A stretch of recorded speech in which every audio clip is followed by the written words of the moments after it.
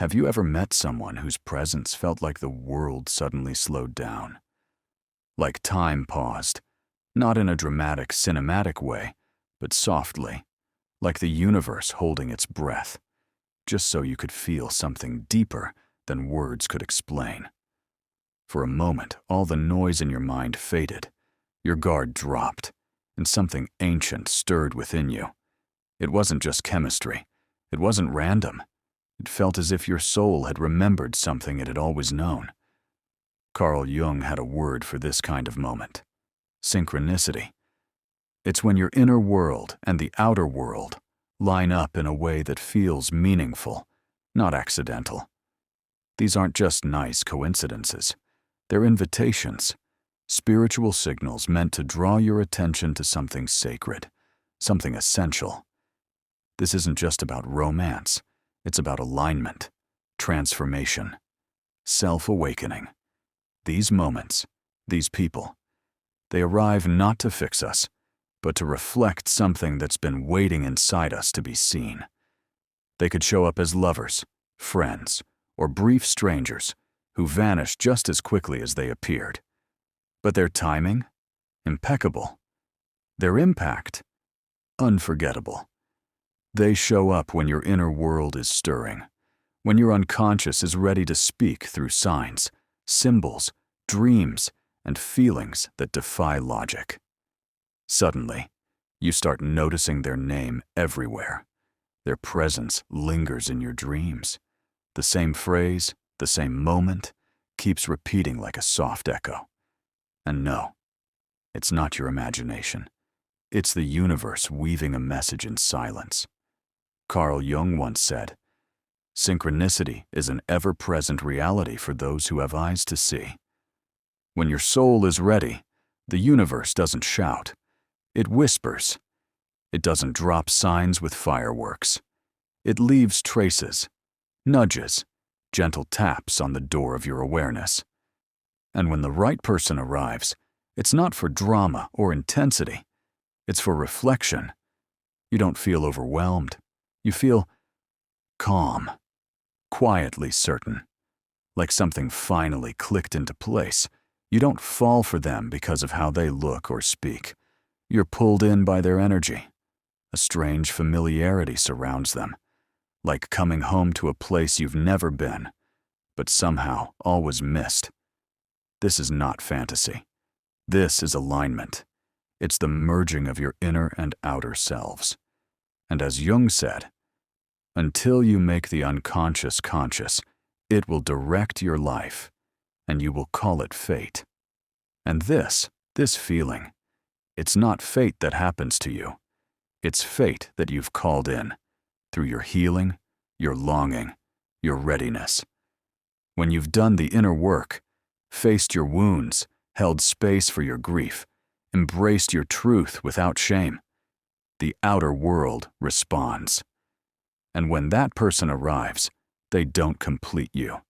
They reflect you, but not in a polished mirror, in one that shows your raw edges, your silent dreams, your long-lost power.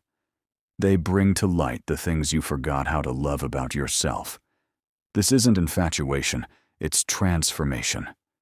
Quiet, true, and deeply human. Others chase sparks and drama.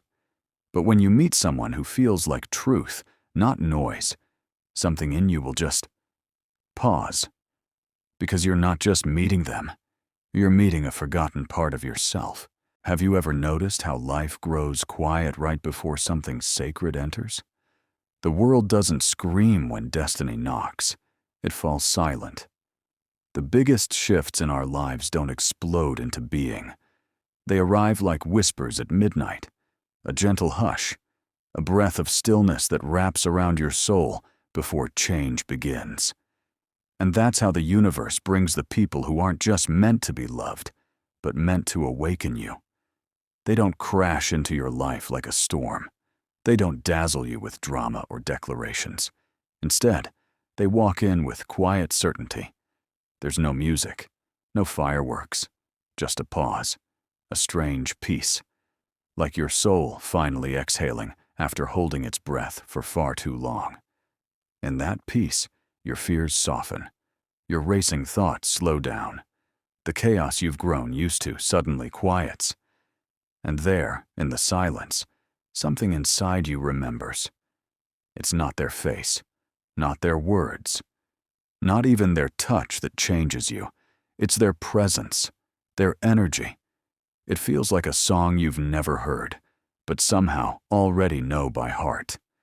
Like your soul had rehearsed this connection long before your eyes ever met. That's not fantasy. That's recognition. This person isn't here to fill a void.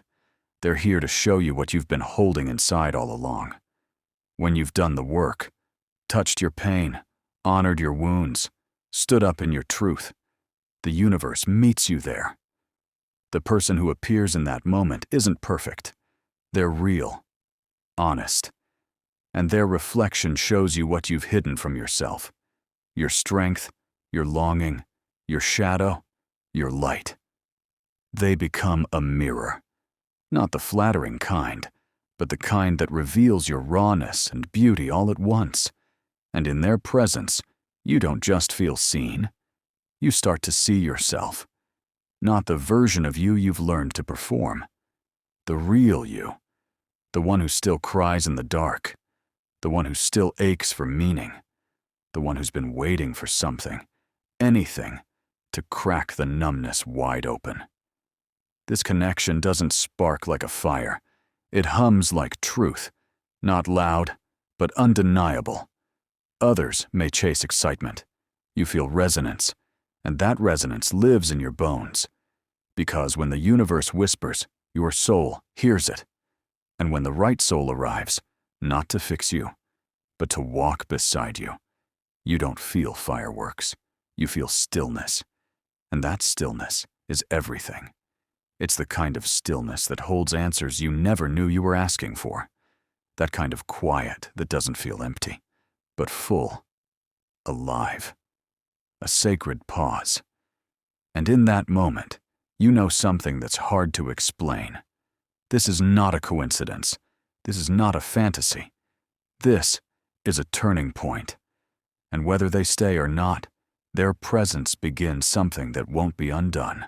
There are moments in life so perfectly timed, so emotionally exact, that they seem to break the logic of time itself. You think of someone, and your phone lights up, not hours later, not tomorrow, but that second. A message, a name, a missed call. It feels like a secret thread connects your heartbeats across distance. You tell yourself it's coincidence, but it happens again. And again. You're driving, lost in thought, aching for someone who feels miles away. Then that song plays, the one that could have been written from your own ache. The lyrics wrap around your chest and don't let go. You get goosebumps. You pause. Not because it's magical, but because it feels intentional. And just when you think maybe it's in your head, you see them. Not in a dream. In real life. Across the room. At the airport. On a random street. Eyes meet. And something deep inside stirs. Something ancient. Something knowing. It doesn't feel random. It feels orchestrated. And the signs don't stop. You start noticing their name everywhere. Their birthday. Their favorite number. Their words echoed by strangers. Symbols that feel like breadcrumbs from the universe. You're not searching for signs anymore. The signs are chasing you. Carl Jung called this synchronicity. The meeting of two events not connected by cause, but by meaning. This isn't superstition. This is how your inner world communicates with the outer one. It's how your soul speaks when logic falls silent. But here's what most people miss. These signs don't come to the unaware. They come to those who are waking up. To the ones brave enough to sit in silence, to question, to feel. When your soul is shedding illusion, the world responds. Not with answers, but with alignment. And sometimes, that alignment wears human skin. Sometimes, It speaks through a person who keeps reappearing, not to distract you, but to awaken you. They become a mirror, a message, a guide. And though they may confuse you or even hurt you, it's not because they're careless. It's because their presence digs deep. They stir what you buried. They echo what you've long silenced. And it's not because they're perfect. It's because your unconscious recognizes something missing, something waiting. Sometimes we don't fall for people. We fall for the way we come alive around them. We fall for the pieces of ourselves that return in their presence. The joy, the grief, the spark we forgot we carried. And that's where it gets intense. Because what they're awakening isn't just love. It's memory. It's shadow. It's longing. It's the version of you you've stopped believing in. Falling for someone often feels like magic, like a beautiful kind of confusion. But what if that pull you feel isn't just about how they smile or the comfort in their voice? What if it's about the way they awaken something in you, something that's been quiet for too long? Maybe they didn't just stir attraction. Maybe they stirred your soul. See, Carl Jung spoke of something called projection. It's when we meet someone and unconsciously place pieces of ourselves onto them. Not the polished parts, not the easy ones, the hidden ones, the painful ones, the ones we buried to survive. Every one of us walks through the world with two selves, the one we show and the one we silence. That silent self, the shadow, is where we store our deepest fears, longings, doubts, and brilliance. It's not evil. It's not shameful. It's just unseen. Until someone comes along and makes us feel seen. You may find yourself mesmerized by someone's calm, because your own inner world is a storm you've never learned to calm. Or drawn to their independence, because you've spent years trapped by expectations. Maybe their silence terrifies you, because it echoes the abandonment you never fully healed. They don't just bring comfort, they bring clarity. And clarity doesn't always feel good. It's disruptive.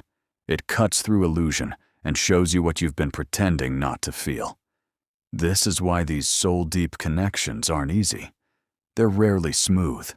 They're not about fairy tales.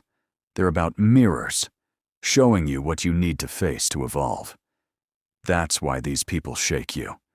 That's why you can't stop thinking about them. They don't just open your heart. They crack your defenses. They reveal the parts of you that have gone unloved, not by others, but by you. And it's terrifying. You may panic, cling, pull away. Not because you're weak, but because your wounds are waking up. Your inner child remembers the pain, the fear, the silence. And now, in this connection, it all rises to the surface like a storm you can't stop. But here's the truth. They didn't cause that storm. They just had the gravity to pull it into the light. This isn't about blame. It's about healing. True connection doesn't just flatter your ego. It calls out your truth. It doesn't just feed your fantasies. It breaks through them. And it asks, will you keep running? Or will you sit in the fire and finally see yourself? Not every storm is a curse. Some storms come to clear the debris, to tear down what was never meant to stay, to shake loose the stories you've clung to that no longer serve your soul. Some people are not your forever. They are your fire. They arrive to burn down what's false. And from the ashes, something sacred begins. You, your real self, the one who no longer begs to be chosen, the one who no longer hides in survival, the one who chooses truth even when it hurts. Not every soul you meet is meant to stay. Some arrive like lightning, fierce, sudden, unforgettable. Others slip in like the morning breeze, soft, healing, barely noticeable at first. But whether they roar or whisper, they all carry one purpose: to awaken something in you We live in a world obsessed with longevity, counting love in anniversaries, rings, and forever promises. But the truth is, the most soul-shaking connections often don't last, because they weren't sent to stay. They were sent to ignite, to rattle something ancient awake inside you. They challenge your patterns. They pull up your past. They throw light into the corners you've kept hidden for years. And sometimes, just when you think you've found forever, they leave, and it breaks you. You search for meaning in the silence. You replay every word, every look, wondering what went wrong. You ask, if it was real, why didn't it last?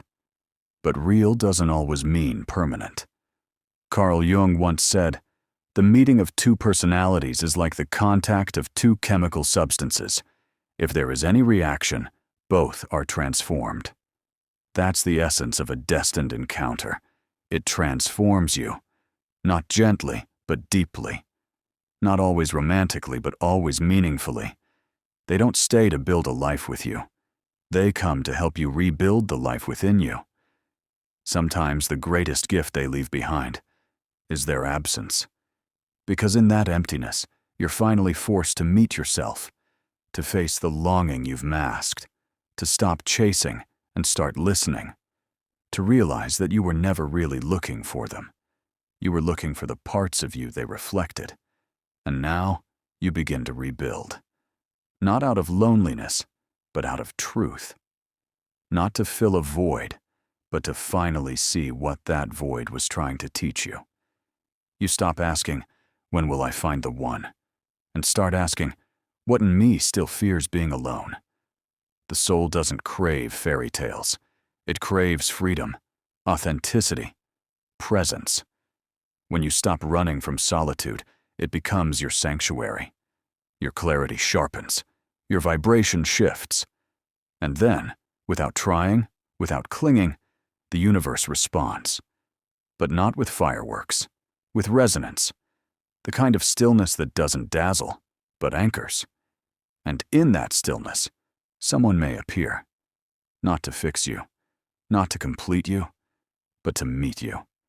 To walk beside the version of you that knows peace, that has stopped performing, that finally whispers, I am whole. I am home. I am ready. That is the quiet miracle of healing. It's not in the next love that saves you. It's in the moment you stop abandoning yourself. The universe doesn't respond to desperation.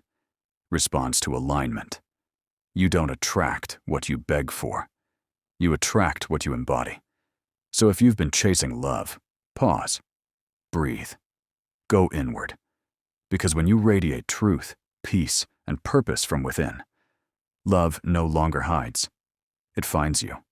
And when it does, it won't come as a test. It will come as truth. And it will feel just like coming home.